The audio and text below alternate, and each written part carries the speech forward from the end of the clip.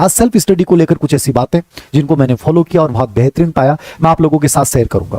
पहली चीज, अमूमन आपके दिमाग में रहता है कि सर ऐसा क्या किया जाए जो आपको और उसे बेहतरीन बना दे। मुझे लगता है कि सबसे बेहतरीन चीज है जो निवेश आप करते हो ना, वो स्वयं में करें।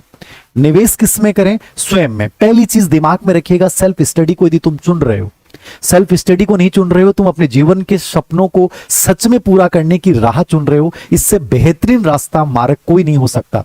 यद्यपि आप इसमें मेंटर बना सकते हो, मार्गदर्शन ले सकते हो, लेकिन ये अपने आप में एक बहुत खूबसूरत राह है।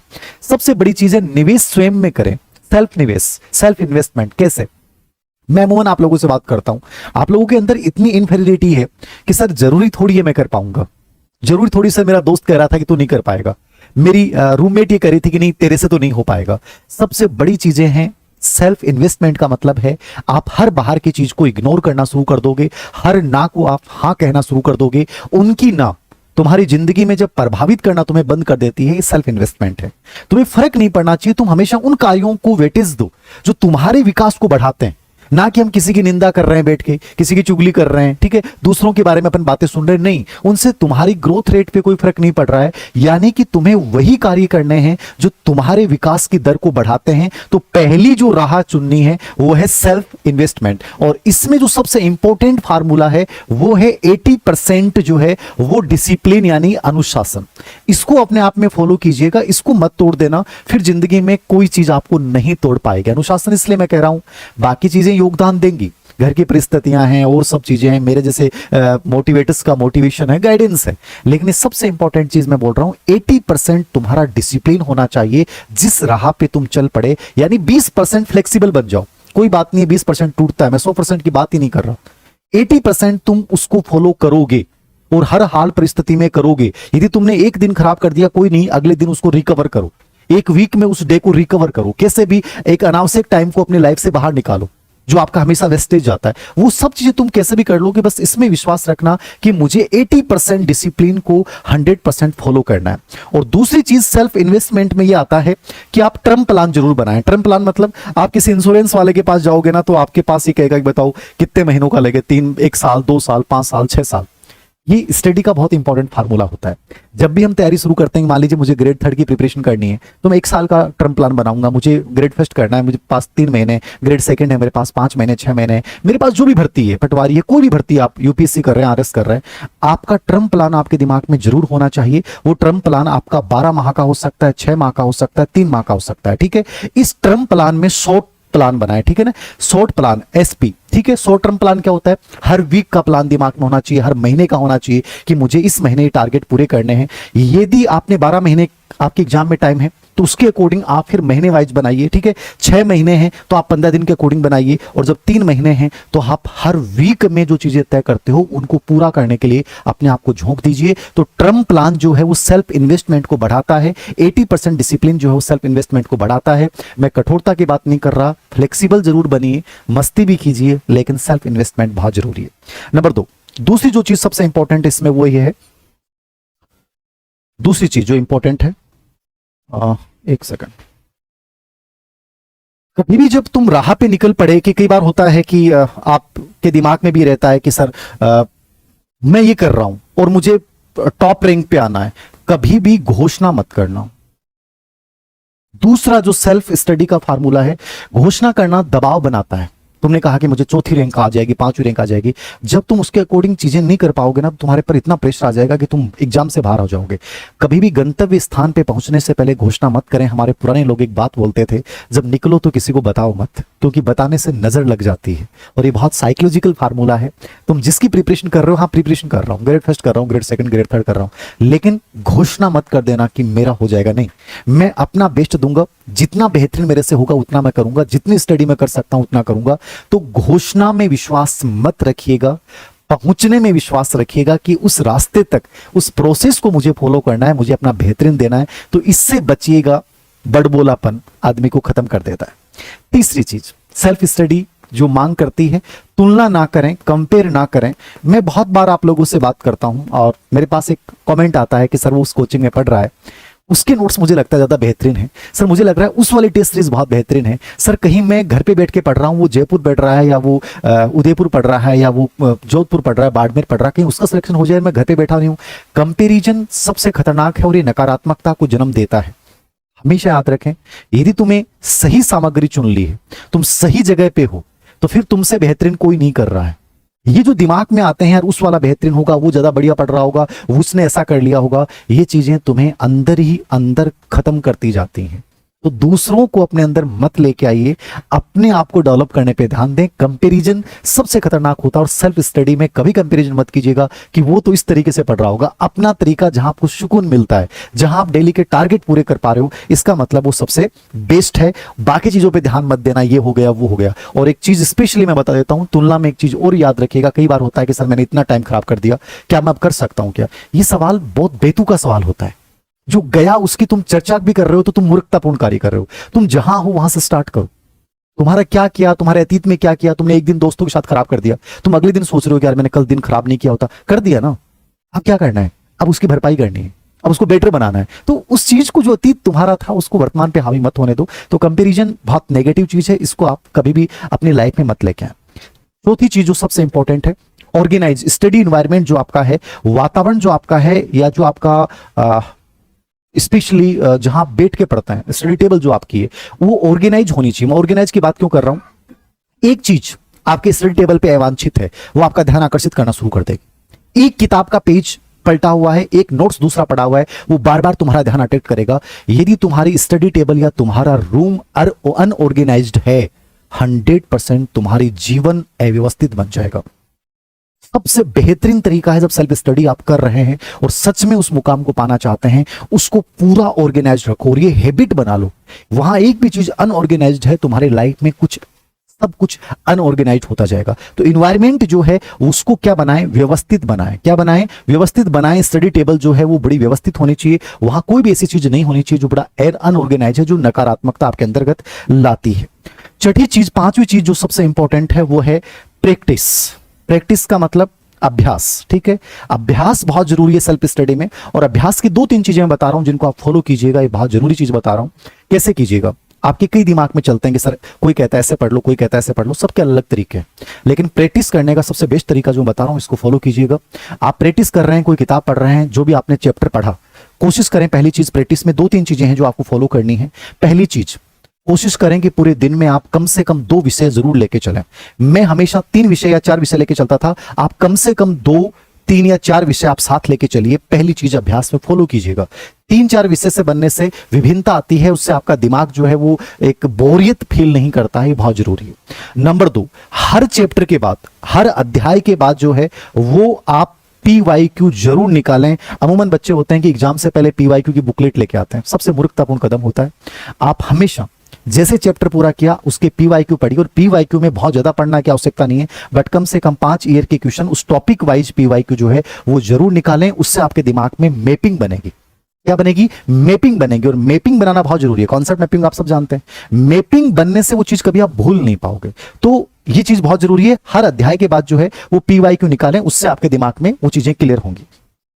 तीसरी बड़ी इंपॉर्टेंट चीज ये है कि जो अध्याय आपने पढ़ लिया है, जो उसकी प्रैक्टिस कर रहे हो, उसमें आप डेट डाल दीजिएगा। जैसे मैं करता था किताब के ऊपर कि मैंने इस चैप्टर को, मान लीजिए कि मैंने 5, 3 और 25 को पढ़ा, फिर मेरा दूसरा रिवीजन जो आया वो आया इसका 18, 3 और 25। तो मेरे दिमाग में होता था 2 बार पढ़ लिया है, मतलब पॉजिटिविटी आती थी। ये आपको बहुत सारे कंफ्यूजन से बचाता है। मैं इसका जरूर इस्तेमाल करता था, ये आपकी आदत है, आप यदि करते हो तो उस पर डेट लिख देना कि उसका रिवीजन टाइम क्या था। कोशिश करें कि 7 दिन या 14 दिन के बाद उसका रिवीजन होना चाहिए। 7 या 14 दिन का एक शेड्यूल तय कर लें कि रिवीजन जरूर करें, ठीक है? ये 3 चीजें जरूर फॉलो कीजिएगा। उसके बाद अभ्यास में ये चीज मैंने बताई है, इसको फॉलो कीजिएगा, इसको अपना बेस बना लीजिएगा। उसके बाद देखिएगा चौथी, 5वीं चीज, पढ़ने के तरीके में बहुत सारी चीजें होती हैं, सबके अपने अपने तरीके हैं। जब आप टाइम मैनेजमेंट कर रहे होते हैं तो कुछ चीजें जरूर बनाइएगा। जो मैं चीज बोल रहा हूं, मेरे पास अभी एक बच्ची का फोन आया था कि सर मैं नोट्स नहीं बना पा रही हूं, शॉर्ट नोट्स नहीं बना पा रहे। शॉर्ट नोट्स बनाने चाहिए कि नहीं बनाने चाहिए, दोनों सवाल है। मैंने कभी शॉर्ट नोट्स नहीं बनाए, लेकिन मैं जिस किताब को पढ़ता था उसी किताब में मैं लगा लेता था कि चीज इंपॉर्टेंट है नहीं है। आप हमेशा याद रखें, पढ़ते समय जैसे पीवाईक्यू हल करेंगे आपके दिमाग में पूरे चैप्टर का एक वर्गीकरण बनेगा, ठीक है। उस वर्गीकरण में आपको पूरे चैप्टर को 3 भागों में डिवाइड कर लो, ये बहुत बेहतरीन पार्ट है, ये ठीक है देखना चाहिए। और एक पार्ट ऐसा होता है जिसको आप क्रॉस करें, मैं किताब में ही क्रॉस लगा लेता था कि ये महत्वपूर्ण नहीं है, मैं इसको छोड़ सकता हूं। हर किताब में हर कंटेंट अच्छा नहीं होता है, ये उसी समय आपके दिमाग में पिक्चर बन गई, ये मोस्ट इंपॉर्टेंट है, इसको देख लेना चाहिए और इसको क्रॉस कर लेना चाहिए। तो मैं किताब में करता था। यदि आप शॉर्ट नोट्स बनाते हैं तो आप उसमें कीवर्ड जरूर लिखिए। कीवर्ड कहां से आएंगे, कोई टीचर बताएगा नहीं। आप जब पीवाईक्यू निकालते हैं तो आपके दिमाग में पूरी टॉपिक की इमेज बनेगी, मैपिंग बनेगी। और मैपिंग का मतलब क्या होता है, आप कितने बड़ा टॉपिक क्यों नहीं हो उसको वेल ऑर्गेनाइज्ड कीजिए। जैसे कि आपने चार्ट के रूप में उसकी मेन चीजें लिख ली, ठीक है, उसमें आपने यहाँ पे पीवाईक्यू के रूप में कोई 2% लिख लिए, क्या चीज बहुत इंपॉर्टेंट है। मतलब ऐसे कोई ना कोई चीज जो है वो आप बना सकते हैं। शॉर्ट नोट्स बनाने की कला आप में है, मैंने नहीं बनाए हैं, मैं किताब में ही पढ़ा हूं, लेकिन मैंने किताब में इस फार्मूले को लागू किया है। आप शॉर्ट नोट्स बनाते हैं तो उसमें माइंड मैपिंग का यूज कीजिए, कॉन्सेप्ट मैपिंग का यूज कीजिए, जिससे कि एक प्रकार से लेबल नोट्स जिसको कह सकते हैं अपन, क्या कह सकते हैं, लेबल नोट्स लगा सकते हैं आप। इस प्रकार से व्हाइट कागज उसमें लगा सकते हैं, अलग अलग कलर्ड का आप यूज कर सकते हैं, इसको लेबल नोट्स बोलते हैं, कॉन्सेप्ट मैपिंग बोलते हैं। एक बहुत अच्छा तरीका होता है और विशेष रूप से जिनके एग्जाम में 8 महीने 9 महीने का टाइम है उनको नोट्स बनाने चाहिए, जिनका कम टाइम है उनको नोट्स बनाने की कोई आवश्यकता नहीं होती। एक चीज और मेरे पास बच्चों को लेकर आता है, सेल्फ स्टडी से रिलेवेंट चीज है, छठी चीज, टाइम मैनेजमेंट में कई बार ये प्रॉब्लम आती है कि सर हमें कौन से टाइम को चूज करना चाहिए। ये भी बेतुका सवाल है। आप कौन से टाइम में सहज महसूस करते हैं उसको चूज कीजिए, मॉर्निंग में, लेट नाइट, जब भी। लेकिन इसमें दूसरी चीज याद रखिएगा, जैसे मैं मॉर्निंग टाइम में पढ़ता था तो मैंने उस शेड्यूल को कभी चेंज नहीं किया, वो मेरी हैबिट बन गई, मुझे मजा आने लग गया, वो मेरी आदत बन गई। याद रखना, आपने एक दिन लेट नाइट पढ़ाई की, अगले दिन आपने मॉर्निंग, दूसरे दिन मॉर्निंग में शुरू कर दी, आप महीने में यदि 4 बार ये चेंज करते हैं, आप सबसे खतरनाक राह पे हैं। आप बहुत इतने पागल हो जाएंगे, समझ में नहीं आएगा। जिस शेड्यूल को तुम फॉलो कर रहे हो टाइम मैनेजमेंट में, चाहे मॉर्निंग हो, लेट नाइट हो, जो भी हो, उसी को एक को फॉलो कीजिए, उसमें बार बार बदलाव लेके मत आइए, वो आपकी गलत स्टडी हैबिट्स आपके अंतर्गत क्रिएट कर देगा। तो टाइम मैनेजमेंट में स्पेशली ये फॉलो कीजिएगा, ये बहुत जरूरी है। एक हाँ शेड्यूल हो गया, ठीक है, ये कर दिया। कम से कम 2 सब्जेक्ट 4 सब्जेक्ट मैंने बता दिया, डेट आप डाल लीजिए, मैंने देखा है। और एक चीज और याद रखिएगा, मान लीजिए आपने टॉपिक पढ़ा है, तो जैसे मैं इसको स्पेशली करता था, आप करते हैं कि नहीं करते हैं, स्पेस्ड लर्निंग का प्रयोग करें। स्पेस्ड लर्निंग का मतलब एक याद करने का तरीका है, आप हर घंटे बाद 10 मिनट का अंतराल दीजिए, ठीक है। आप 2 दिन बाद में, 7 दिन बाद में 2 घंटे कोई अलग गतिविधि कीजिए, बहुत अच्छा होता है। इसमें भी आप एक काम कीजिए कि आपने चैप्टर पूरा पढ़ लिया, पीवाईक्यू देख लिए, बंद कर दिए, उसके बाद जब आप उसको दोबारा रिवाइज कर रहे हो ना, उस समय डायरेक्ट कभी भी किताब मत खोल लेना। मैंने तो कभी इस्तेमाल नहीं की, मेरे 7 दिन पहले पढ़ा हुआ टॉपिक है और मैंने उस किताब को खोला, चैप्टर पहला है, फिर मैं अपने माइंड में याद करूंगा उस टॉपिक को, यार क्या क्या मुझे कितना याद है। ये कर देने से वो टॉपिक कभी जिंदगी में नहीं भूलोगे आप। तो हमेशा 10 मिनट कोशिश करो कि आपको क्या क्या चीजें याद हैं बिना देखे, उसके बाद आप दोबारा से उसको पूरा रीड कीजिए। ये इतना गजब का फार्मूला है, यदि आप इसको यूज करते हैं। मैंने तो इतनी मोटी मोटी किताबें पढ़ी हैं और वो याद हो गई थी है। आप लोग कई बार रोते हैं कि सर ये चीजें कैसे होंगी, सिलेबस तो बहुत बड़ा है। एक्चुअली क्या है कि आपके पढ़ने के तरीके बहुत गलत हैं, आपके प्रैक्टिस करने के तरीके बहुत गलत हैं, या कोचिंग में जो पढ़ाते हैं वो बहुत गलत तरीके से आपको पढ़ा रहे हैं। सबसे बेस्ट है कि सेल्फ स्टडी आप कर रहे हैं तो आप अंतराल दीजिए, स्पेस लर्निंग का प्रयोग कीजिए, ठीक है। बिना देखे रिकॉल करना सीखिए। धीरे धीरे आपका माइंड, आपकी मेमोरी खुद आपको लगेगा यार बहुत पावरफुल होती जा रही है। जो आप गलतियां कर रहे हैं वो गलतियां करना ही बंद कर देंगे, ठीक है। और 7वां 8वां जो चीज है, ये बहुत जरूरी है। जिंदगी में एनालिसिस बहुत जरूरी है। जैसे आपने प्लानिंग की, वैसे एनालिसिस करें कि आप कितना गेन कर पा रहे हैं, कितना गेन नहीं कर पा रहे हैं। आप कौन सी गलतियां फिलहाल कर रहे हैं, जो गलतियां आपको नहीं करनी चाहिए, उन गलतियों को साथ में नोट करें। और हर महीने कोशिश करें कि जो रजिस्टर आपने गलतियों का डाला था, उन गलतियों की संख्या कम होती जानी चाहिए। कि मान लीजिए आपने 8 गलती की तो अगले महीने वो 4 ही गलतियां बचनी चाहिए। उन गलतियों की सीमाओं को कम करते जाना है। ये आपको इतना ऑर्गेनाइज्ड बना देगा, आपको मजा नहीं लग जाएगा, क्या सर मजा आ रहा है, चीजें बहुत सही लग रही हैं, ठीक है। तो ये जरूर एनालिटिकल एक रजिस्टर जरूर डाल के रखिए। मैं खैर एनालिटिकल रजिस्टर मैंने नहीं डाला था, बट मैं पेजेस के ऊपर लिख लेता था कि आज मैंने इस महीने ये गलतियां की, इसको एकदम क्रॉस करना है और हर हाल में कम करना है। तो इससे बड़ा पॉजिटिविटी भी आती थी कि यार मैंने 2 गलतियां कम कर दी हैं, अब मेरे पास 2 ही कमियां रही हैं, मैं इनको अगले महीने दूर कर दूंगा। और एक सिचुएशन ऐसी आती है कि बाद में आपकी गलतियां होती नहीं, अमूमन आप इन चीजों को सीरियसली नहीं लेते हो। एक ही गलती है जो 4 बार रिपीट होती है, और जिंदगी आपको इतने अवसर देगी ही नहीं कि आप एक गलती को 10 बार रिवाइज करें। तो सेल्फ स्टडी की कुछ ऐसी टेक्निक्स जो मैंने फॉलो की हैं, आप भी इनको फॉलो कीजिए और एक अंतिम चीज जो मैं कहना चाहूंगा, यद्यपि मैंने इसको इतना फॉलो नहीं किया, बट मुझे लगता है कि ये पावरफुल बनाता है, ठीक है। अब मैं इसको जरूर फॉलो कर रहा हूं। प्रार्थना को अपने जीवन का हिस्सा बनाइए, योग को अपने जीवन का हिस्सा बनाइए। 20-25 मिनट यदि तुम खेल पाते हो, कोई भी बैडमिंटन या कुछ भी, वो आपकी बॉडी को ज्यादा एनर्जेटिक बनाएगी, आपके स्ट्रेस को रिलीज करेगी। कई बार कहते हैं कि सर पढ़ाई का स्ट्रेस हो रहा है, तो खेलना 20 मिनट, आधी घंटे, 1 घंटे भी वो आपके स्ट्रेस को कंप्लीट रिलीज कर देगा। क्योंकि मैंने एक बहुत अच्छी ऑटोबायोग्राफी पढ़ी है इंडिया के एक बहुत बड़े सिंगर की, और मैंने उसमें इस चीज को पढ़ा, उन्होंने बहुत नोटेड किया इस चीज को कि सच में खेल कितना जरूरी है और वो आपको कितना पावरफुल बनाता है। तो इसको आप यूज कीजिए, इसको इतना प्रेशर मत लीजिए कि सर सेल्फ स्टडी कर रहे हैं, क्योंकि आप औरों से बहुत आगे हो जाओगे। सेल्फ स्टडी में टाइम बहुत बच जाता है, आप बहुत सारी चीजों को अच्छे से कर सकते हो। अपनी लाइफ से उन चीजों को निकाल दीजिए जो तो आपका टाइम ज्यादा खाती हैं। डिस्ट्रैक्शन से बचिए, और डिस्ट्रैक्शन से बचने का तरीका यही है कि मोबाइल का कम से कम इस्तेमाल कीजिए, उसकी नोटिफिकेशन बंद करके रखिए, कॉलिंग वगैरह का निर्धारित टाइम रखिए, उसके अलावा कॉलिंग आ ही नहीं रही है, कॉलिंग जा ही नहीं रही है। जिंदगी में कम चीजें रखो लेकिन बेहतरीन रखो, कम पढ़ो लेकिन एकाग्रता के साथ पढ़ो, कम किताबें रखो लेकिन बहुत बेहतरीन किताबें रखो, छोटा सा कमरा हो लेकिन बहुत सुंदर और बहुत खूबसूरत और बहुत एनर्जेटिक कमरा हो, जिसकी एक लाइन ऐसी हो जो आपको हमेशा मोटिवेट करे, जैसे हम जीत जाएंगे, कोई भी ऐसी लाइन जो आपको हमेशा प्रेरित करे।